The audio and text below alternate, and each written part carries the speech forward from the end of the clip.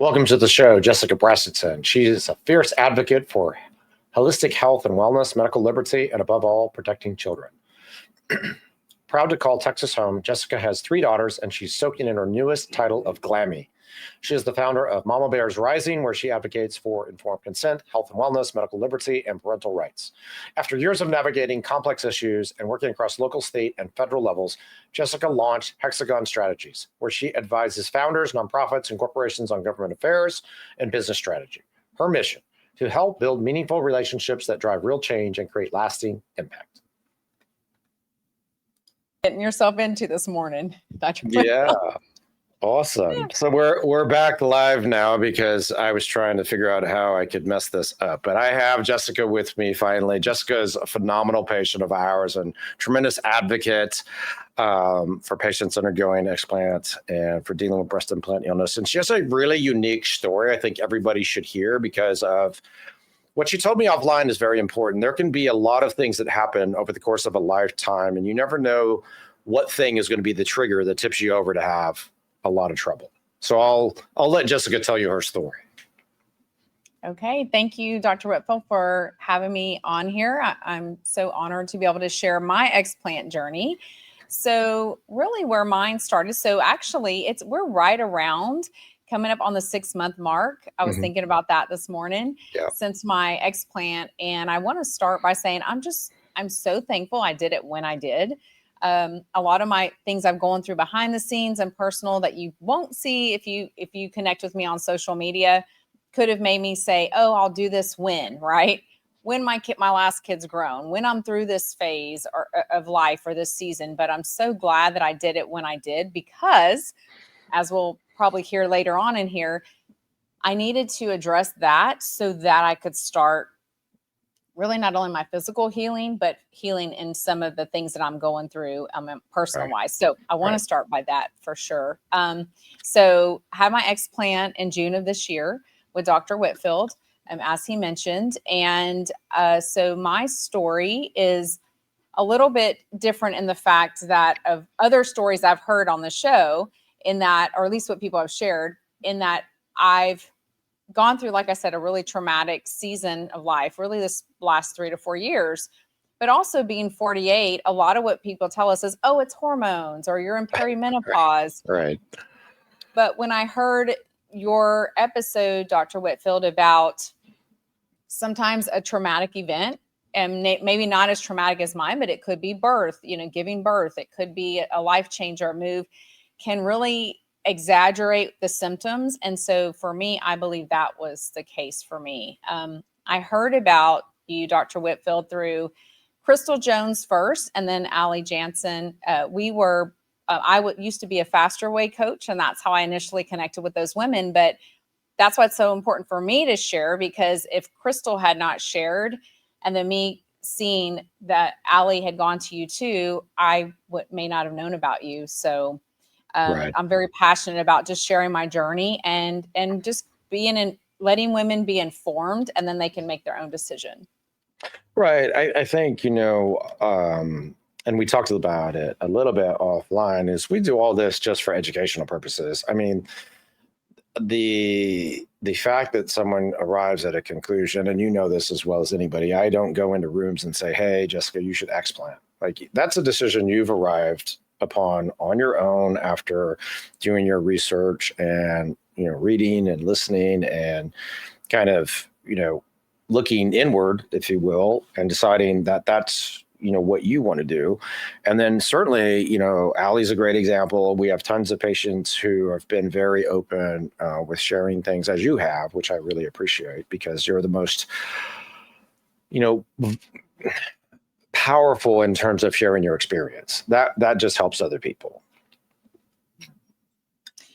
Yeah. And also, so for me, I'm a Christian. My faith is very important to me. And so as I'm going through all these different trials in my life, and then also the health symptoms that I had on top of that, I really was praying and asking God to show me, what is this? Some things I'd heard about breast implant illness along the way, but because, and I've shared this at the beginning, I'm one of those who, after talking to a lot of people who've experienced this, my symptoms were not debilitating. right? Right. Like I was able to go on with life. I was able to do these things. So, and obviously that's a blessing, but then also I feel that a lot of women can be deterred because we feel like, oh, well, I'm still living my life. I'm able to, move around and do the things that I want to do. I really was under the radar.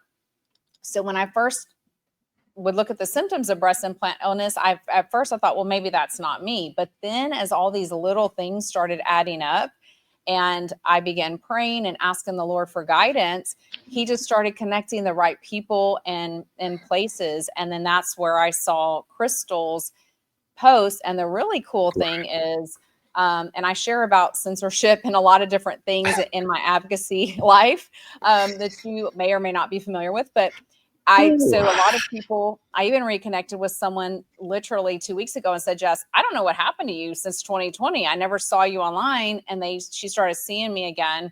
But my point of that was then I saw Crystal's post and I hadn't seen her post, who knows why, from the algorithms.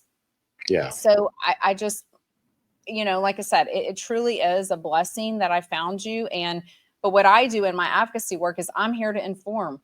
Because at the end of the day, we can't abdicate our health to the government or, professionals, in the healthcare industry, because we're the ones left with the consequences. And so, yes, I arrived at this on my own accord. I had breast implants 15 years ago. But, one of the things is I think a lot of people don't think about when we're on the front end of that is they tell you they're going to have to be replaced, right? But I think they get busy, life goes on, especially if we have children. And so I just want to share for people to think through these things that I wish I had been told or had someone to really help me think through these things and ask those questions of myself. Yeah, and so what we did for Jessica was what I would like to provide in terms of alternatives for patients where they've probably not been told about or informed about the risks and benefits of doing a fat transfer. And I had done several thousand fat transfers for cancer patients prior to focusing on and kind of expanding explant and understanding through our programming what can contribute to breast implant illness, whether it's environmental toxicity or genetic predisposition or chronic inflammation from the device, from bacterial contamination, all the things that we've already discussed on our show and appearances I've made on other shows. But to circle back, there's a group of patients who probably have explained about what a fat transfer can offer initially. That would have been fine in many instances for patients. A fat transfer with or without a lift is not a complicated thing for me to do or someone like me to do. If in fact, that was discussed with you, probably wasn't. But then when we did your surgery and did an explant and a lift and a fat transfer, it's a very, it's a hard set of variables to control, to change the shape of the breast, to take out a bunch of volume, add volume back all at one time. And so I feel like a lot of providers don't want to or don't feel like they can offer that all at one time. Now, about my, program in place and all the time and effort we've put into trying to not just create the best experience for the patients, but really try to identify like preoperatively, what should we do to help Jessica have a better outcome. And, once you've made the decision, like Jessica made the decision, then what kind of things, are in play to help you get the best outcome? Because I want everybody to have the best outcomes. I don't want anybody to, make that decision and then feel, stuck or they can't get, what they want. And obviously there's a lot of things that go into it, of course, but, maybe touch on that, because a lot of people don't. There's a lot of things that have to go through your mind as a patient before you ever get to me. And then, in a discussion with me and you're like, all right, this guy's not completely crazy, but you're like, what can he do actually? Yeah. So, well, talking on the fat transfer, that option was not made available to me. But so back up a little bit, when I had my breast implants, I have 3 daughters. They are now 21, 20, and 17. and I breastfed all of my girls. Mhm. And I like to say that I told you this, Dr. Whit, but I think when I went in for my consult, it really, I just felt like my third child really did a number on my breast. You know, she would Yeah. be nursing and my toddlers would run in and she would like yank my nipple with her to look and see who was coming in the room. Oh, So it was a boy. lot of interesting times there. And so Yeah. I really felt like, and I would joke around and say, I just feel like I have 2 chicken nuggets with nipples hanging off, you know? And it was like, I think, you know, I actually got the exact same size I had. Most people, friends, when I shared about my explant, they were like, you have implants? They had no clue. So I think one, that's a lot of misconception that people that, you know, all women that get implants get very large ones, or we get them for all different reasons. So Right. for Right. me, I just wanted to feel a little bit more feminine again. And I'll go in a minute and share now on the hindsight of how I do see femininity. I see it in a much different light. But so I wish that would have been shared. That option would have been shared because I had some fat to spare, for sure. And so, but now back to what you were saying, that is another reason I chose to go with you, because I have Mama Bears Rising, and that's advocacy, and I do legislative things. But before that, I was unprocessed Jess, live life less processed. And I've shared about GMOs and things in the sky and our water, which are thankfully very popular now, becoming mainstream, if you will, with Maha and RFK Jr. And so that was very important to me.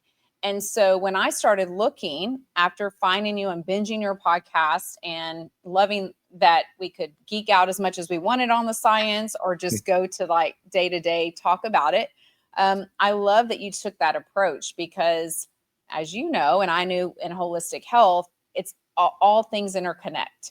Yeah. So it's not enough. Yes, obviously, you know, get to the root and take out what's causing the symptoms. But then it's your emotional, you know, your spiritual, your physical, relationships, all of that. So when I really dug into you and your team, that is what did it for me, because you're sharp. I started with the sharp, you know, buying your sharp book. And it just really spoke to me and my values and alignment. And so I started with Cell Core detox. I think it was actually in January, and Mhm. my January or February, and my surgery wasn't until June. And so, like you mentioned, it's not just a fix all, right? We, like a lot of things in life, we didn't get here in a day. And so it's not going to be fixed in a day. But I Right. love that approach. And you truly took a holistic approach. And then also, as I made the decision to get the explant and started looking, there's a lot of people, you know, that you could say, oh, well, I could have gone to someone, you know, I live outside of Houston. I could have gone to so-and-so outside of Houston. But for me, it was important to go to a surgeon who does not do implants any longer. And this is just my personal preference. Right. And that, you know, and so also that looks at everything else, because it's physical, but it's also an emotional, very emotional process. So I just really wanted someone who could support those different aspects and help set me up for the best surgery possible. And so, yes, I started on Cell Core January or February. I'm on phase 4 now. And so that's all of that factored into why I chose you and your team. I think those are important components. I don't, you know, from outside in, people don't know how we run. So we have 20 full-time employees. We have a whole group dedicated to taking care of patients preoperatively. So unlike, you know, how I was trained or, you know, most surgical training is, where you see a patient, they have a problem, you want to provide a solution to that problem for them surgically, and you set that up, but they go through their basic blood work or heart workup or whatever, you know, preoperatively that's traditional. Ours is, you know, that, you know, 10x basically, because what we're trying to do up front is identify what are the things, in addition to what you're coming to me to have done surgically, have got you in this predicament. So is it a chronic stress situation? Is it a environmental toxin situation? Is it a mold exposure? Is it Lyme? Is it parasitic? Is it candida overgrowth or SIBO? Is there some kind of serious problem with your diet? Do you have dysregulated eating? Do you have all these other things in addition to maybe being peri or postmenopausal? Are you experiencing, a lot of hormonal imbalance? Like, if you start to unravel all the things that can contribute to why somebody feels as bad as they may feel, then and only then I think we make a substantial impact on them, personally, because me doing surgery is not going to solve all your other problems. I know that. So I don't spend any time patting myself on the back that I'm going to solve all this with a case. You can't just give us a pill and everything's better. Why not? Like, come on now. No, I know better than that. Get with the times. Especially this case. This is a tough one, as you already can share with patients. So to Jessica's credit, she's not saying the quiet part out loud, and that she spent a lot of time working on herself before she showed up to my clinic and my team to then go through a surgical procedure. And the more time maybe you spent, working introspectively and trying to get things in order, that helps you then in the period after surgery and in the period where you're recovering, be better positioned, mentally, emotionally, just to handle the change, because it is a big change, obviously.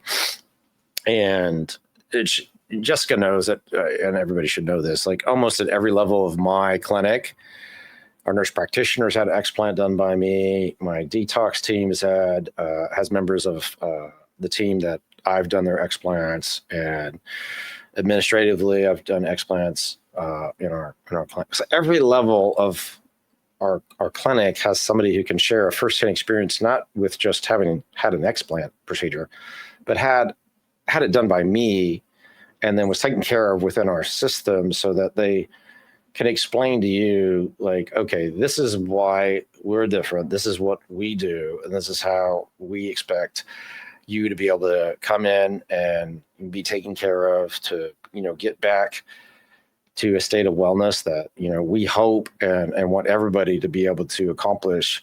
We work, as you know, obviously, we have a lot of people working all the time with patients to help them. Yes. So. Well, and I also want to say that back to what you were saying, it really is so often, and a lot of times, not all the time, everyone has their own story, but for me, it was aesthetics, right? I wanted to look back to how I was, and even then, I didn't. Looking back now, I didn't look at how I was totally. The size was similar, but now that I don't have implants, I'm like, oh, it's not supposed to be two just balls stuck on your chest, I was Right. like, I really want to talk to this, because I think a lot of women will be fearing this, like, what is it going to look like? Because I honestly didn't really know what a woman in her 40s, like a breast, would even look like, Right. because the implant obviously is rounded on top. I did choose to get a lift and fat transfer when I went in, and I will say, and I know that your office said, like, I'm only 6 months in, but I love my breast. I love that it's a natural shape for me. And you said it's only going to get even better. And scars, I was mortified of the scars, because when I had my implants, they went in through the underarm. So I didn't have any scars, but I'm going to say, Right. honestly, with that, they are, in my case, and everyone's different, but I was just scared to death about that. And honestly, my scars are doing great. I'm doing what I just listen to your office and do all the things that I need to do.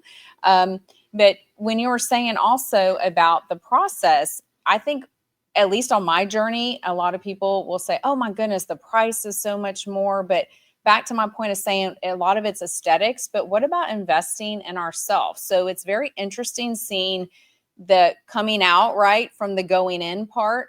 It's like a lot of people will spend money on our face and cosmetic Right. surgery, and that's okay. Right. But then when it comes to the other side, and it has to be internal, and maybe some things we can't see externally, it's a big deal, and people are hesitant. But I just want to encourage people to take this and invest in yourself, because this is your health.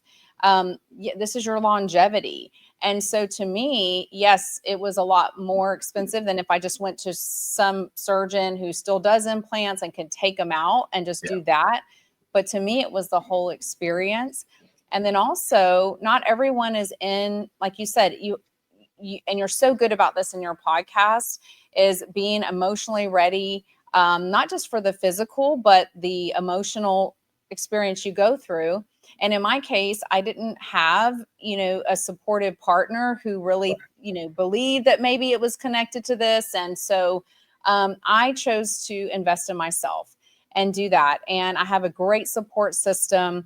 And I think it's so important. And really knowing that your team had explants from you, that's reassuring as well. So I just encourage people listening that if they are going through this, to reach out, find support, and invest in yourself, because your health, without your health, what do you have? And so also when I said I believe in about the right time, the right place, and God just really bringing me people, a little bit after I had done my consultation, I connected with Bridget Rasmussen. So she was RFK Jr.'s chief of staff, and then co-founder of Maha, wonderful lady. And so I'd mentioned you to her, and she told me about, we just kind of talked through that as well. And so that's important to me, and so I felt like God was just showing me like different people in my life. And I connected with Andy Liu, who had an explant. So, I just encourage people, whatever you're going through, I just think society so much is on the outside and the aesthetics of things, which are important. But these are so many things that you may not be able to see on the outside that will transform you when you're given the chance to be healthy. And when I did is it the total tox burden, you call it? I just want to say I was floored at the levels that I had of toxicity, because like I said, I shared about GMOs years ago, and I thought I lived a pretty clean, lifestyle, but living off of golf courses throughout my life and just environmental toxins. I think that was something that was so important. And I would do blood work.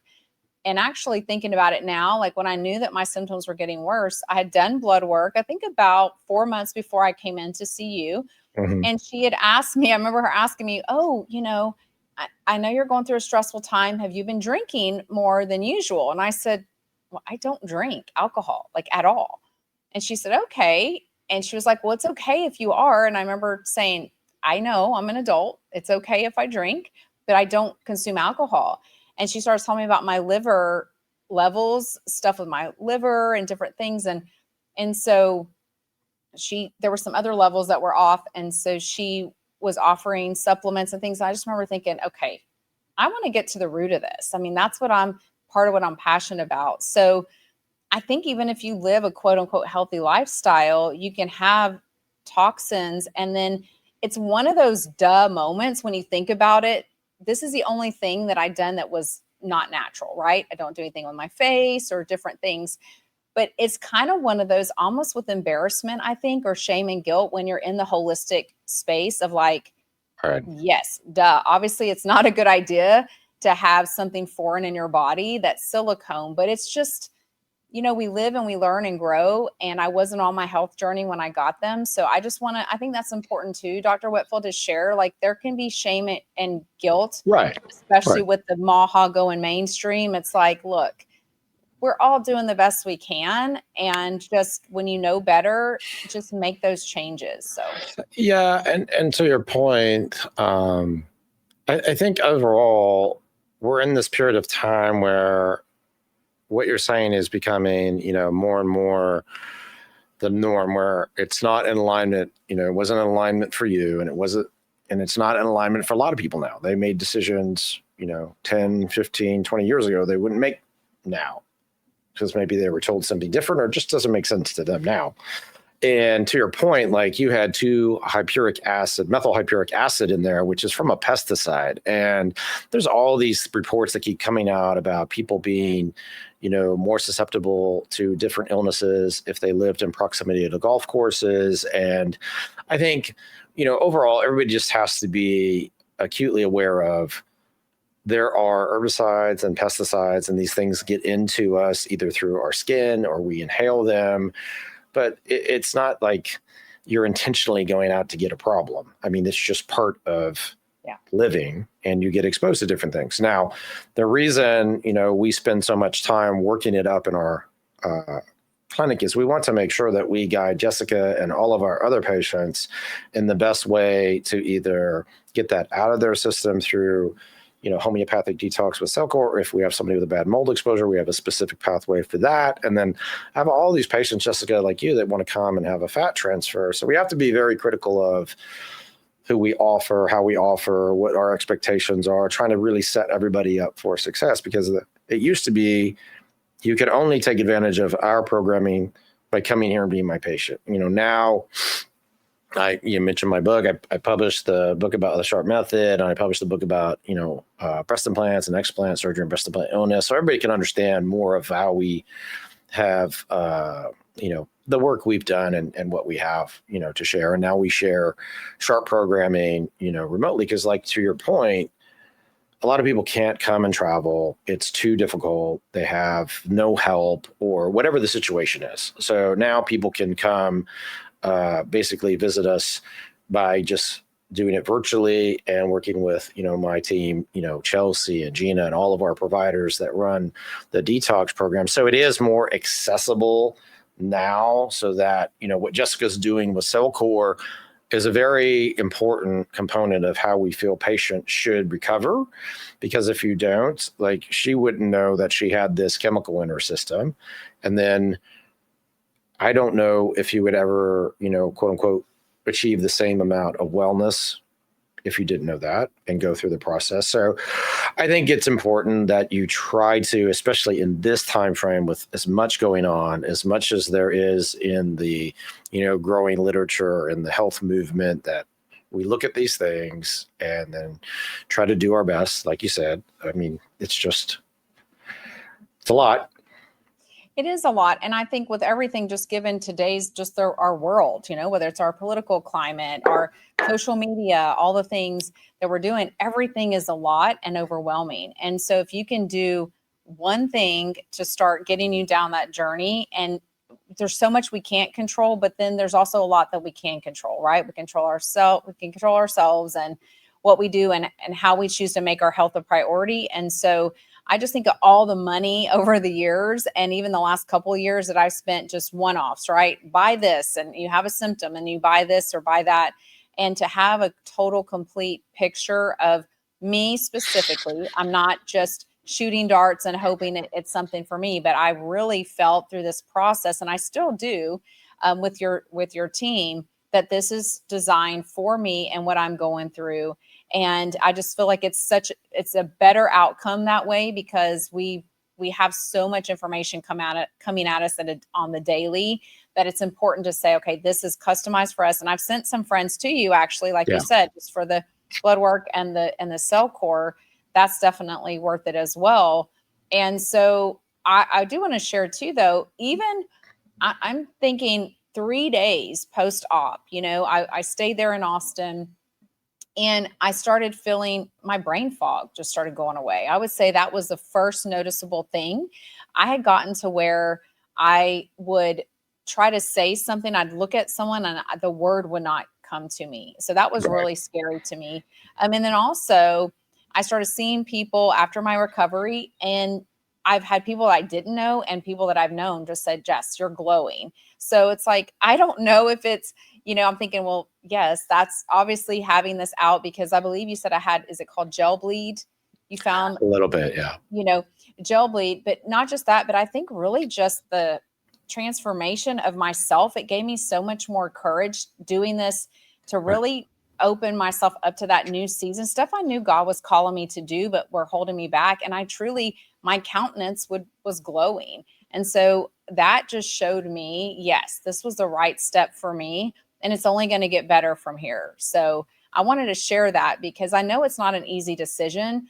It can be costly. You have to think of time. If you have children or pets, I, had to do all of those things, but I don't regret it one bit. So I'm glad you showed it that way, because I'm super respectful of all that. And, I too have a 17-year-old daughter and a 20-year-old son, and it would be a lot for us to have to do things and organize, the logistics, and that is a big deal. We've tried to make it so that, and what you're describing, the transformation you've had is exceptional. And that's certainly why I wanted to have you on to discuss it, because I know you're extremely rooted in faith and you're very, very open with your experience and your journey, where I think it's hard for some to share, obviously.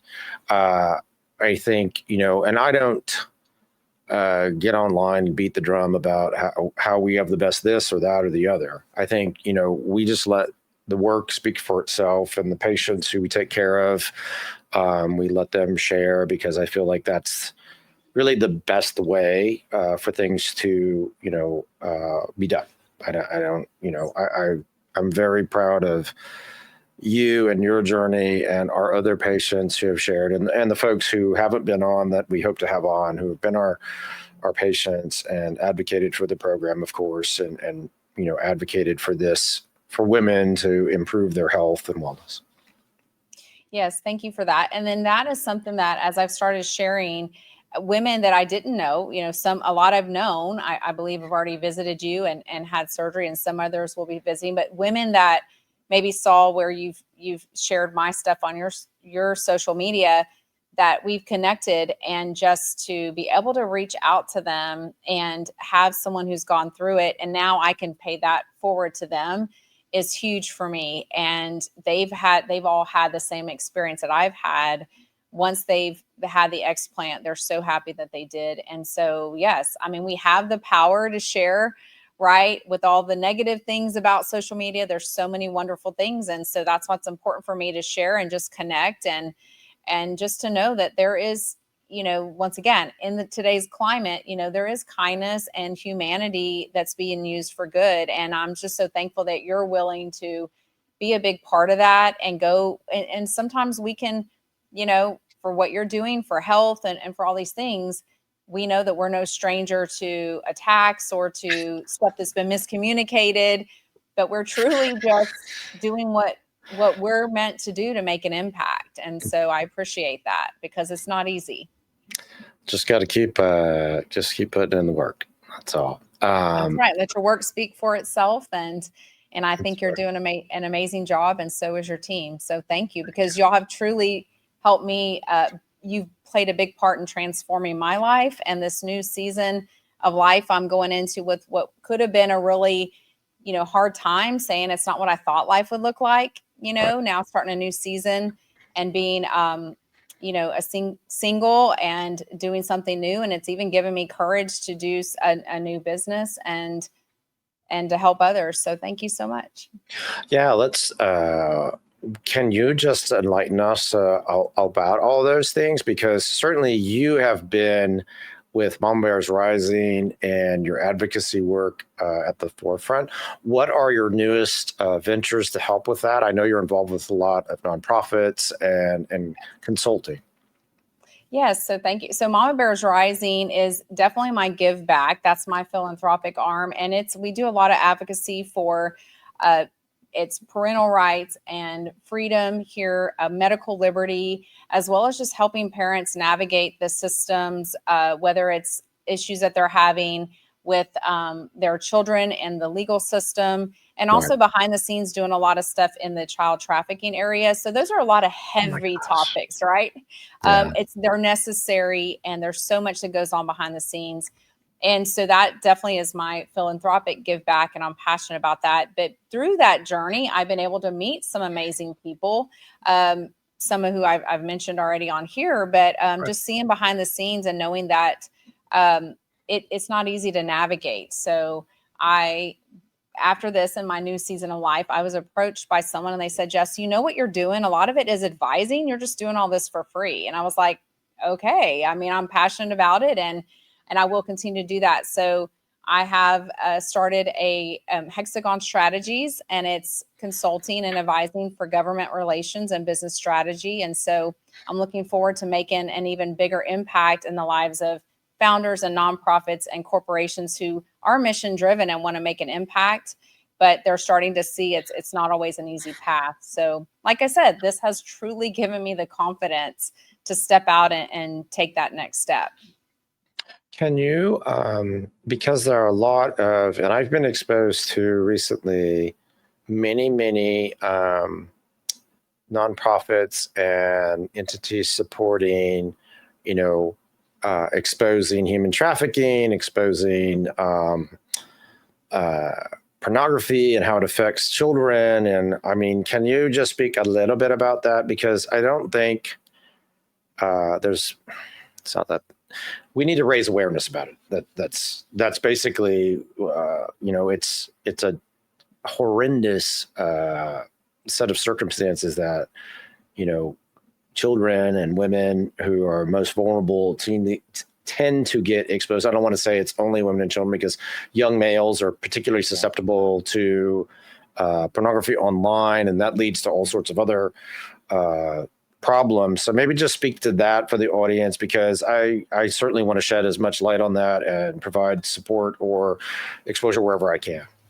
Yes, thank you for that. And it's one of those things that it's uncomfortable, right? It's uncomfortable to talk about. There's a lot of guilt and shame carried around that. But if we don't expose the light, especially me as a Christian and a believer, we are called to shine light on the darkness. And so there are great organizations out there, No Trafficking Zone. Jacqueline Aloto is one of my very dear friends. You can look them up there. She's started outside of Houston doing great work. Okay. And then Yako Buyon's Ministries does a lot.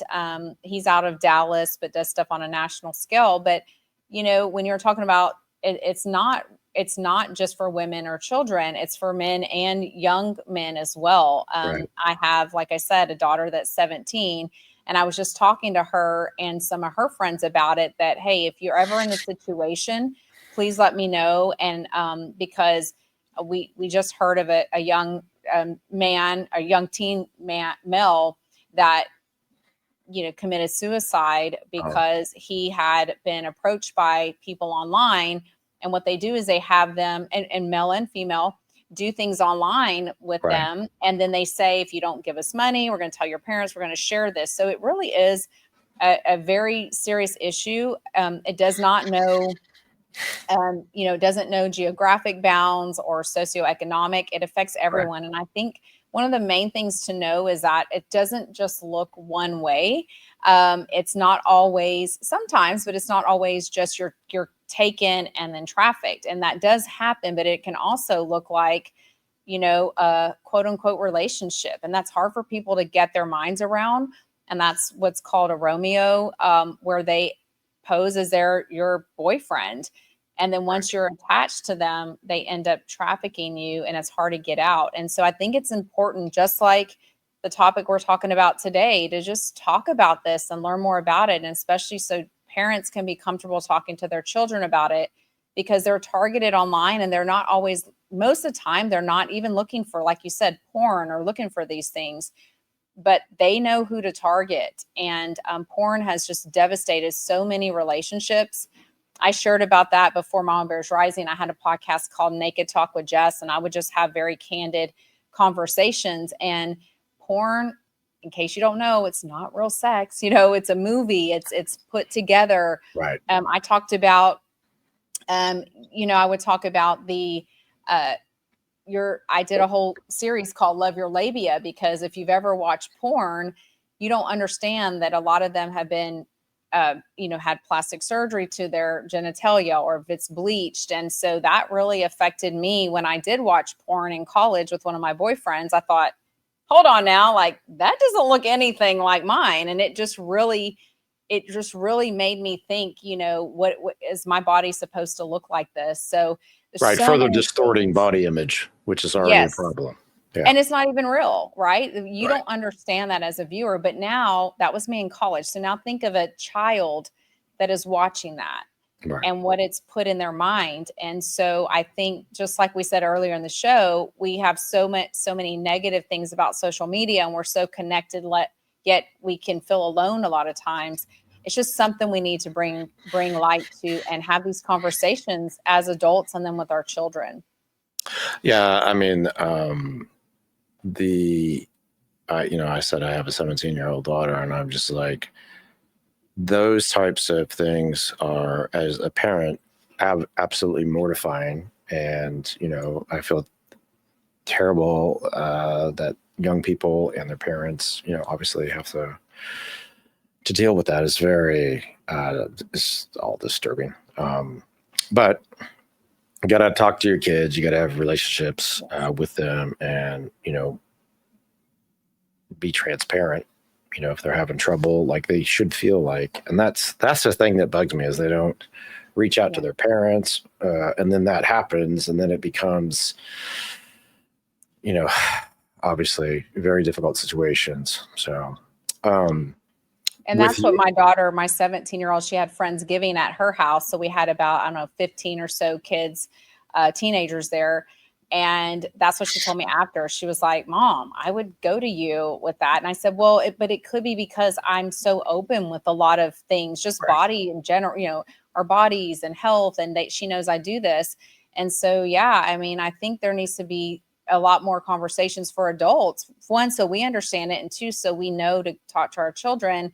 And when I had my Naked Talk with Jess podcast, one of the questions I would always get from parents is like, well, I think my kids are too young to talk about certain things. And I said, if your child has access to social media and or any other friends who might have it, so like, do you want them to hear about these things from you, who loves them more than anything in the world, or from people that are maybe, seeing it on social media? So I think if we can, as parents, look at it that way and then get some resources, obviously age appropriate, but just like you said, Dr. Whitfield, it's so important that our children can come to us and that they know that they can trust us. So absolutely. You have to, like, I can be a hard ass, but like my kids can always tell me anything. I mean, and I'll listen. I'm certainly like that kind of, circumstance. It's easy, right? You can see how it happens. It's very, people are vulnerable, and then they feel like they're going to get extorted for money or threatened with their family's reputation, or what. It just becomes like obviously very easy to see how that you go down the rabbit hole very quickly. So yes. Well, I certainly admire you for all that work, and encourage everybody to reach out to and follow Jess. So, Jessica, what is the best way to follow you for that work and on your sharing on social media? Okay. On Instagram, I'm Jess, JESS_Brassington, and that's BRASSINGTON. And I'm on there pretty much Instagram for now. I am going through some personal rebranding and things like that, but I'll be sharing a journey on there. And then also you can find me at Mama Bears Rising, and it's MAMA Bears with an S Rising. Awesome. Thanks for coming on today and sharing. I really appreciate having you on, Jessica. Thank you. Thank you, Dr. Whitfield. All right.